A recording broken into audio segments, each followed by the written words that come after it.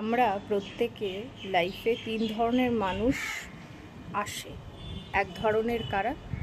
এক ধরন আছে যারা আসে এবং চলে যায়, তারা স্টে করে না বেশি দিন, মানে ওই ক্ষণিকের জন্য তারা আমাদের জীবনে আসে।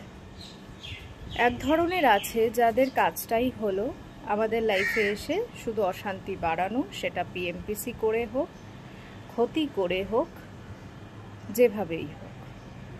আর তিন নম্বর ধরনের মানুষ আছে যারা জীবনে হঠাৎ করেই আসে এবং তারা থেকে যায় জীবনে।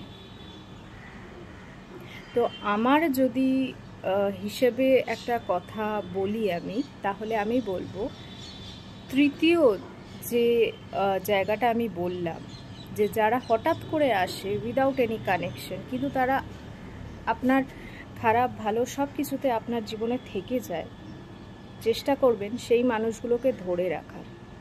সেই মানুষগুলো কিন্তু খুব প্রেশিয়াস হয়, সেই মানুষগুলো কিন্তু আপনাকে কখনো ছেড়ে যাবে না। আপনার দুর্দিনে হোক ভালো দিনে হোক সবসময় আপনার পাশে থাকবে তারা।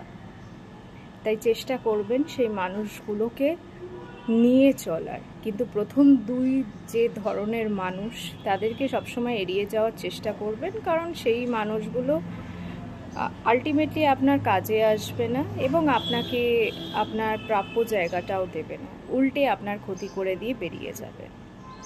সুতরাং ঠিক জিনিসটাকে সিলেক্ট করাটা খুব বেশি প্রয়োজন।